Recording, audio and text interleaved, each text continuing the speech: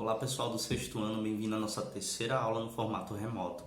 Para essa aula de hoje, eu vou pedir para que todos vocês estejam com um novo livro. E nesse novo livro, abram lá no capítulo 3. Esse capítulo 3 que é muito importante para a gente compreender a Terra. É o capítulo que trabalha a litosfera. Para quem não sabe ainda a litosfera, como o nome já diz, é uma esfera. Essa esfera é uma camada rígida, sólida, onde nós nos construímos enquanto seres humanos aqui na Terra. Então, para compreender a litosfera, a gente precisa entender algumas dimensões. A primeira dimensão é a dimensão de totalidade, em que vocês vão encontrar já na página 2 de vocês com essa imagem aqui. Ó. Todo mundo vai lá na página 2, procura essa imagem, que vocês vão compreender o que eu estou dizendo. Nessa imagem, vocês vão observar que a litosfera ela faz parte de um conjunto de esferas e elementos da Terra, onde a nossa vida humana ela se torna capaz de acontecer e de evoluir. Então, observem que, por exemplo, a gente tem a litosfera em interação com a biosfera, com a hidrosfera e com a atmosfera, que são outras esferas que a gente vai posteriormente discutir também juntos. Mas inicialmente, essa litosfera enquanto camada sólida, onde a gente tem principalmente aí as placas tectônicas como um tema muito importante, a gente tem as rochas como um tema muito importante e a gente tem os minerais. Lembrando que para compreender essas esferas, sobretudo a litosfera, a gente precisa saber o que é tempo geológico, porque a litosfera não se constrói no nosso tempo humano, então a gente não tem grandes alterações na litosfera em 10, 20, 30, 40, 100 anos. A gente tem alterações significativas em tempo geológico, e esse tempo geológico, vocês vão se aprofundar aqui na página 3, vocês vão ver que é uma escala de tempo criada para que a gente possa compreender dimensões e acontecimentos em escala geológica na Terra. Então a gente não quer saber de um tempo histórico que aconteceu há 10, 30, 40, 50, 100 anos. A gente quer saber o que aconteceu em tempo geológico. A gente quer saber o que aconteceu na própria estrutura da Terra. Então a gente precisa de uma escala diferente da nossa escala de tempo. Então, essa é a primeira coisa, saber que as coisas na litosfera, os acontecimentos, as modificações significantes para a geografia, elas acontecem em um tempo geológico. A gente data aí de 1000 anos, ou 3.000, 100.000 anos. Então, tem essa escala de tempo que é muito diferente da nossa sobrevida humana. A gente não consegue dimensionar tão bem assim. Evoluindo um pouco mais, a gente vai ver um pouco sobre a dinâmica da litosfera. Lembrando que essa dinâmica parte do pressuposto das rochas e dos minerais. Lembrando que minerais são aqueles elementos que a gente encontra na Terra, podendo estar no estado sólido ou não, e que o agrupamento desses minerais é que dão origem às rochas. A gente tem classe de rochas. Principalmente, eu vou destacar aqui alguns elementos e algumas classes dessas rochas. A primeira rocha que a gente destaca são as magmáticas. Essas rochas magmáticas, elas decorrem do resfriamento do magma. Lembram do magma? Aquela camada pastosa que está lá no interior da Terra? Pois bem, esse resfriamento pode acontecer de duas formas. Ela pode acontecer no interior do vulcão, e ele é muito mais lento, porque lá é quente, ou ela pode acontecer quando o magma entra em erupção e a lava sai. Então a nossa atmosfera, essa camada de ar, ela é muito mais fria do que o interior da Terra. E aí a gente tem duas classes de rocha. Aquelas que foram resfriadas no interior, a gente chama de intrusivas. Aquelas que foram resfriadas no exterior, a gente vai chamar de extrusivas, ok? Observa a diferença. Foi no interior do vulcão que ela foi resfriando aos poucos, em passos lentos, eu chamo ela de intrusiva. Foi no exterior, foi do lado de fora, na camada superficial da Terra, eu chamo de extrusiva. Essas são as rochas magmáticas que decorrem do resfriamento do magma. Então, essas rochas magmáticas dão origem ao que a gente chama de escudos cristalinos, que são partes ou superfícies na Terra onde as rochas são mais rígidas, porque elas têm atividades vulcânicas mais recentes do que em outras regiões.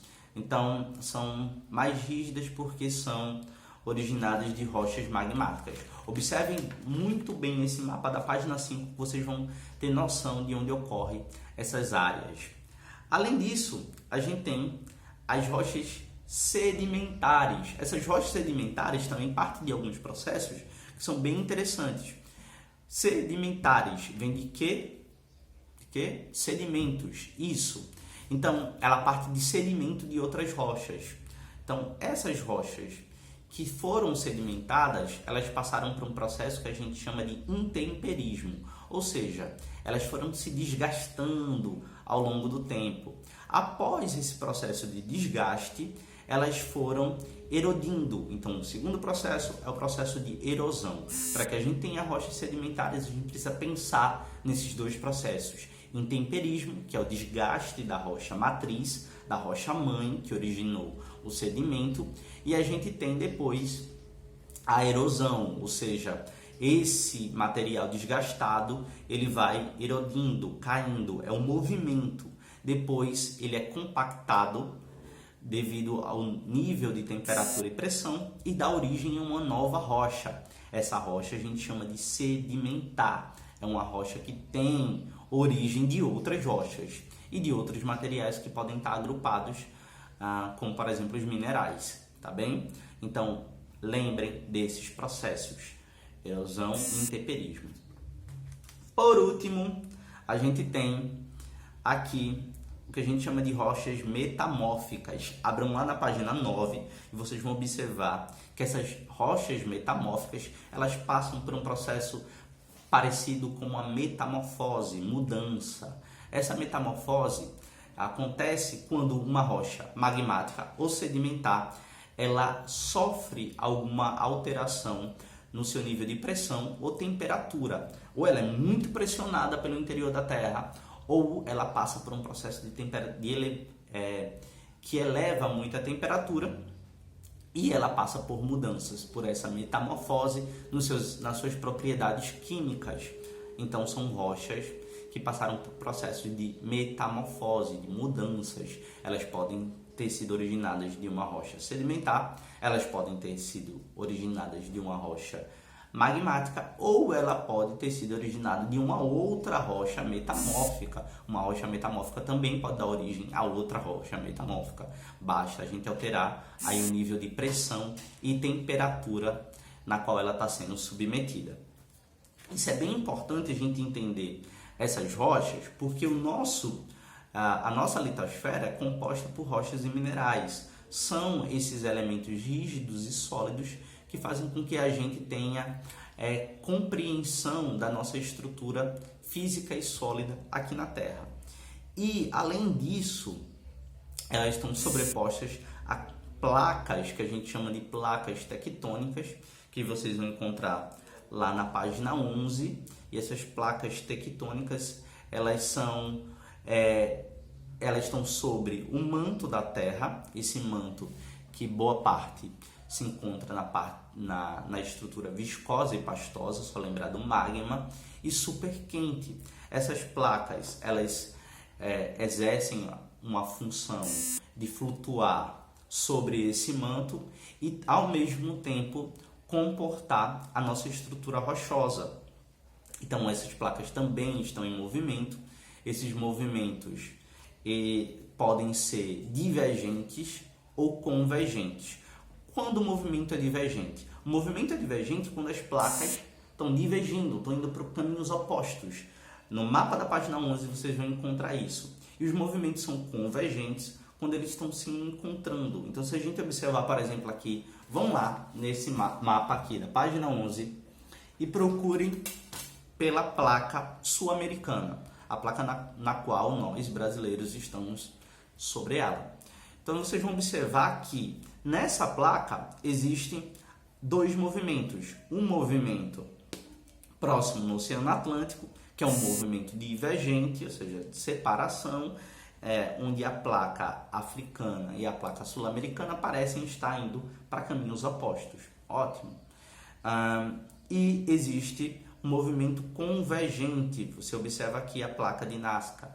É um movimento que parece que eles estão se encontrando junto com a placa sul-americana. Esses movimentos convergentes, eles dão origem a movimentos tectônicos recentes e até mesmo a vulcões em erupção. A gente tem um exemplo muito claro nessa placa, aí a Cordilheira dos Andes.